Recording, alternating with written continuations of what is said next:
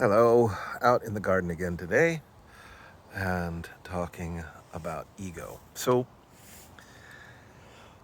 talking about ego, the first thing we want to realize and remember is that we're living in a real world.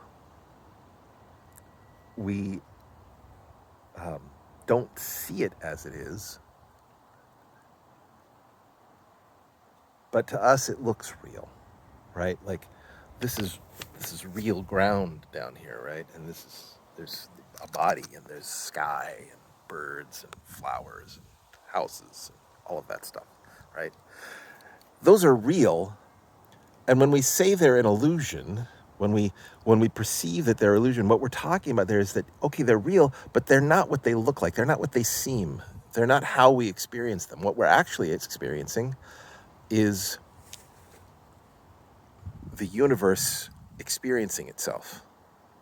This is, you could say, this is God observing the activity of God's own mind. Right now, when I say God, I'm not talking about something that has personhood. It's not an entity that has the qualities of person. It is being. It's pure being experiencing. And it's really unlikely that we would ever be able to see reality for what it is. Donald Hoffman, if you ever want to check out Don Hoffman, he's got some really great takes on this, but he describes it like this: like if you're using your computer and you want to move an icon around on the desktop, you like want to trash a document or open a document or whatever, you click on this icon and it opens it up and gives you your document, and you can edit it or put it in the trash or whatever you're going to do. But that icon isn't the document. Even the thing that comes up on your screen isn't a document. What you're doing is you're making motions with your this thing called a mouse and the keyboard and whatever, and it's really flipping uh, uh, switches, electronic switches inside of that computer, right? Um, Millions of times every second. It's switching voltages, right? And that's the reality of the computer, right? That's what's really going on in there. But you can't, if you were trying to manipulate that document by flipping all those voltages, forget it. I mean, it'd be a fail, right?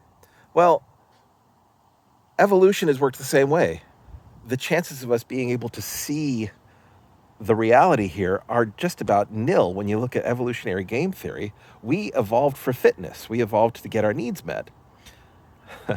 And so what we're seeing here, how we perceive the world, is something that we have evolved in order to get those needs met. Well, the ego is the same way.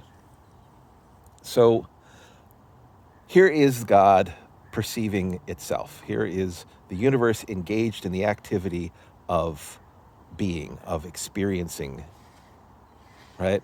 And it's what it is experiencing is itself. But baked into that game, in order for the universe to do that, it has to take itself in. And it has all these ways of doing it, right? Perception and conception, all these different ways of perceiving touch, smell, sight, sound, but also this apparent mechanism, this thing that we call a body, takes the world into itself, has to eat, right? And it is fragile, it is destructible, and it can be hurt by this world. And we've developed strategies for doing that. And how we've done that, um, there's in religions, there's this myth. There's like a creation myth, and then there's like how we came to be. And in the religion I was raised in, Christianity, uh, specifically Episcopalianism, but there's this myth of the Garden of Eden, where in our original incarnation of humanity, we were one with the world, and it was blissful, and we were in this garden, and then we ate of the forbidden fruit of knowledge, the forbidden tree of knowledge, and came to know ourselves. And as soon as we came to know our selfhood, as soon as we came to experience ourselves as a self, then we were separate. We were separate from the rest of the world. We were separate from God. It's a beautiful metaphor for the creation of the apparently separate self. So it's raining. I'm about to get wet, I think. Baked into that game, we have to eat. We have to take care of ourselves. And when we're very tiny children, we have this experience of separation. And originally, there is no self, no other. There is just us and our mothers or fathers or whoever's caring for us. And we don't know that as a separate person. It's just we have needs and they get met. But somewhere along the line, something happens. For example, maybe we're hungry and we want food, and up until now, just we make a sound and food is there or whatever, and there's not any delay there, but something happens where we want food and it's not coming, and we realize that that universe out there isn't taking care of our needs, and now it's a thing that's separate from us, and we have to develop strategies to get those needs met. That's the beginning of ego, and it has its roots in this failure to get your needs met, right?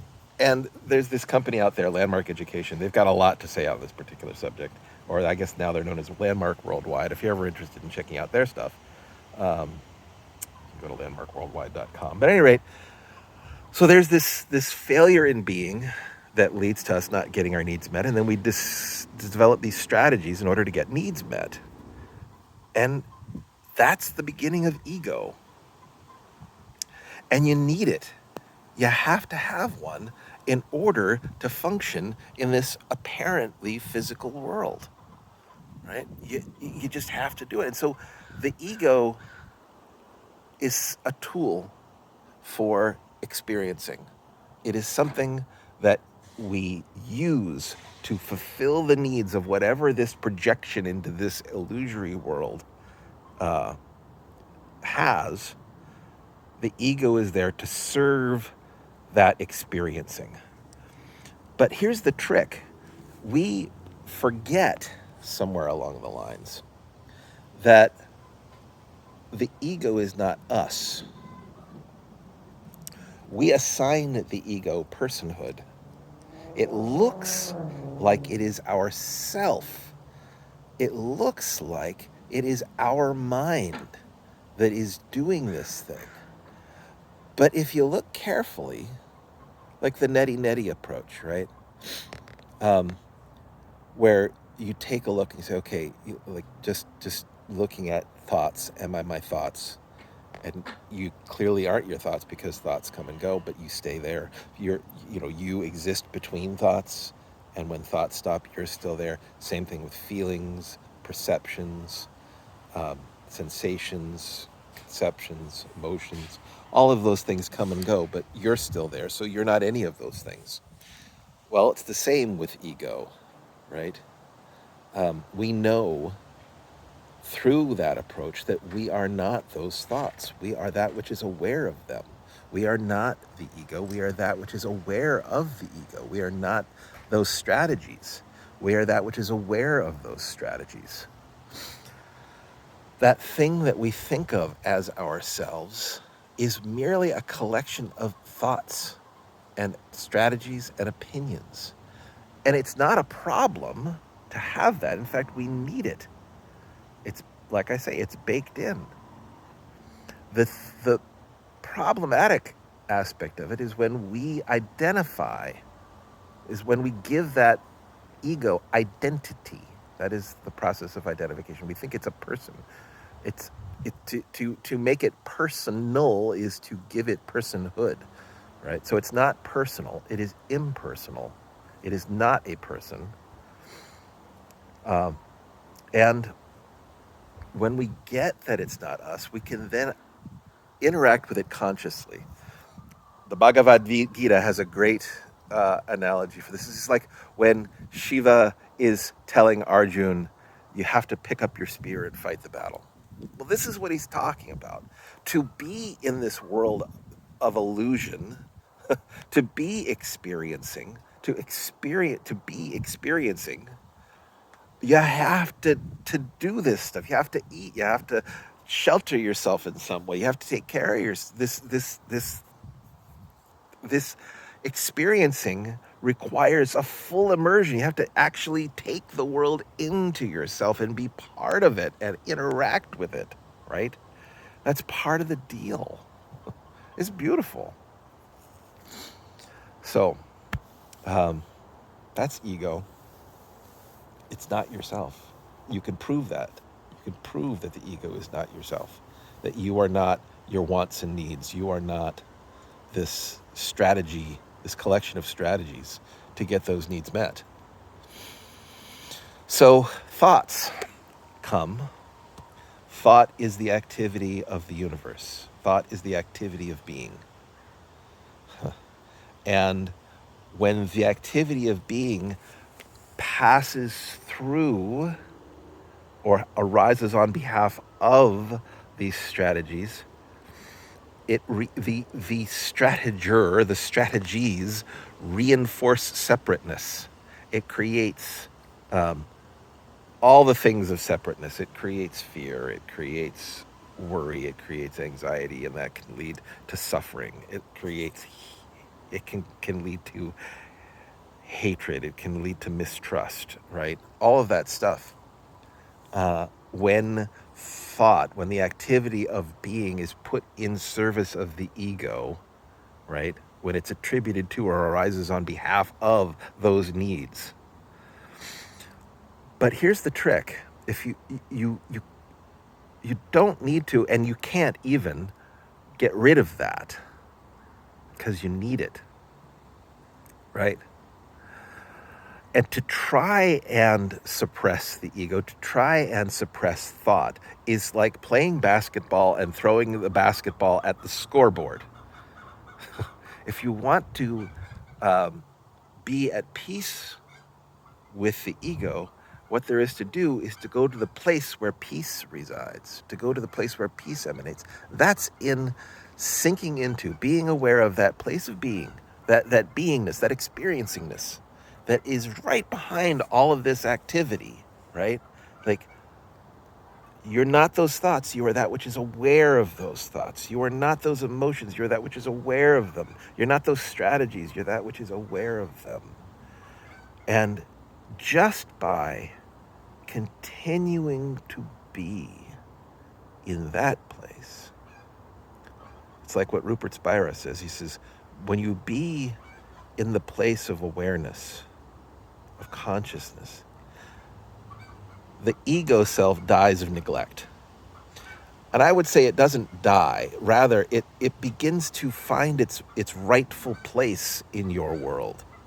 You're no longer identified with the ego. You are identified with being. And so that which is the ego, it's like giving to Caesar what is due Caesar.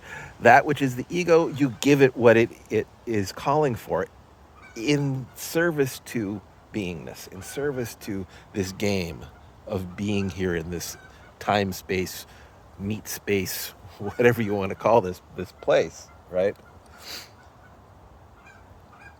And then there's that which arises on behalf of being, which is peace, right? When you're in the place of being, well,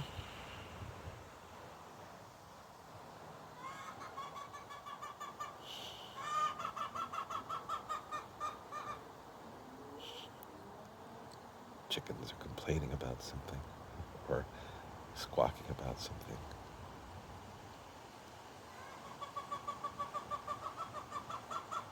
Sounds like they're laughing. The wind is blowing through the trees today.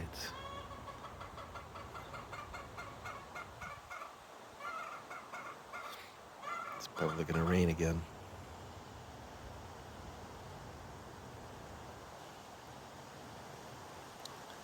This is the best place. This this illusion. It's the best game ever. So much to experience here. There's so much. There's just so much. So, don't know if this helps. Hope this helps someone. Um, I'm leaving these notes here for me, but and making them public in case they can be helpful to others as well. Cheers. Be well.